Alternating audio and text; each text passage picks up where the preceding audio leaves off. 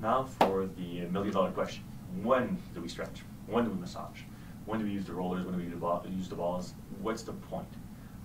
Well, the reason why so many people have been so confused for so long is that what the studies show clearly is that if you overstretch, if you stretch let's say your quadricep, you stretch this muscle very, very far for a long time, before you try to jump or something like that, you're going to lose some power. That's been proven time and time again. If you overstretch, you're going to lose power. Now, especially if that muscle isn't ready to be stretched. Because the point of stretching before or after is to make sure that your muscle is functioning properly. It's not to gain flexibility. You don't want to gain flexibility before you do a sport or you do something really intense. The point is for it to function well. So if you're stretching a muscle, and when you stretch that muscle, it's pulling a lot where the tendons attach, or it's pulling in the joint, or it's pulling in a precise place in the muscle, that means it's not a homogeneous stretch. It doesn't feel comfortable. It doesn't feel like you're just stretching a bit everywhere and you're just verifying if it's ready to contract. It means that you need to massage that muscle to relax the muscle, and you need to warm it up.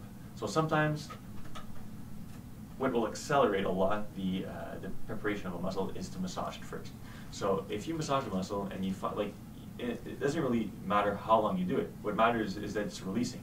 So sometimes it'll take a bit more time. So if you do it, let's say about 10 times in one spot, and it feels fine, well then you can move on to another place.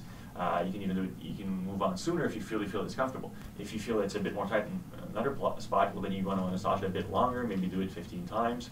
But don't overdo it either. Stop, go to another region, come back after, see if it's released, and you want to stretch to see if it's feeling better. So if it's feeling more equal of a stretch, and it's just more of a comfortable stretch, well then you're probably ready to keep warming up and ready to actually start jumping or sprinting or something like that. So there's a big difference between doing that and preparing slowly the muscle, then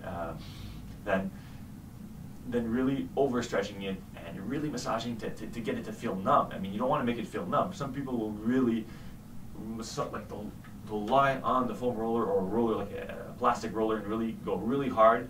And yes, you don't feel the muscle anymore afterwards because it's completely numb, but you won't necessarily be stronger. You won't necessarily be able to do more. It's just you're not feeling it. So you might actually be injuring the muscle more than you should, and it's going to just end up making your workout, or making your workout less effective, or making your practice of your sport even more dangerous.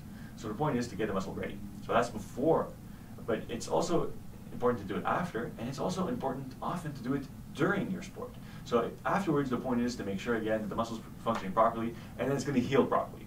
Because every time you either do too much, you contract too much, you go too far, or you do too little. If you're sitting for a long time, a period of time, and your muscles are like towards the front, and there's a lot of tension building up, and you're stretching, you're going to end up tearing some fibers too.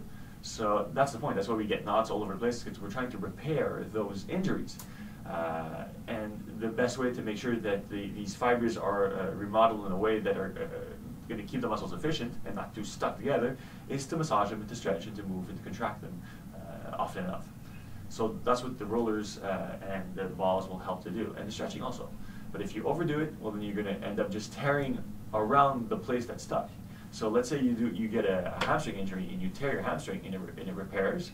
If you don't massage it during your rehab, you don't get it to release often, and you don't warm it up properly before you start running, well, if you do decide to sprint and it's not stretching in a homogeneous way, you'll probably tear it at the same place, or probably more just beside the place that's too stuck. You're gonna ask too much of the surrounding fibers to compensate, and it's gonna tear. So again, the point of the roller is to make sure that you're recuperating well after your activity too. And I will do this often, especially when I'm playing a sport. If I start feeling it in my knee, I start feeling it in my elbow, I start feeling it somewhere, I will definitely go and release the muscles that attach to that joint, and they're making the joint move in a really equal way. So if I don't release those muscles, it's going to keep pulling crooked, and if I don't release my calves and it keeps pulling on my Achilles tendon, well then I can definitely injure the tendon, or injure my tendons in my knee. So the point is to make sure that I can keep going. If I overdo it, well, yeah, it might be negative. But if I just release it a bit and it feels better and the stretch feels comfortable, well, then I'm ready to keep going. If it's so painful afterwards though, and it doesn't release, and every time I contract it hurts, well, that's definitely a good sign that you shouldn't be practicing anymore, that sport. You should take a break, and tomorrow's another day. Same thing also with mountain climbing. Like if you're just trekking and going up a mountain, it's definitely a good idea to have a tool like that so that you release the muscles once you're on top, so that when you come down, you don't injure yourself. Because often we force the whole way up and we're not ready to come down, so it's a good way to release the muscles. So I hope that's going to help you understand when you have to stretch and for how long. It just depends on how much time it takes to release the muscles. Because the stretching is really there to make sure that that your muscle is ready. So it doesn't mean that you have to stretch it for 40 seconds, for 10 seconds, for 30 seconds. The point is to make sure that it's releasing. Okay. Last thing also is that stretches to gain flexibility, they're a workout by themselves. So often before I do yoga, let's say, I'll massage and mobilize and use the foam rollers, the balls, to make sure that I'm ready to go as far as yoga is going to ask me. I can go slowly in yoga yet, and if I'm not too stiff, well then it'll probably be fine. But it'll be a lot faster and a lot easier on my body if I massage certain places first. I just check if everything feels comfortable before I start going too far. So not necessarily too far, but before I start going further and further.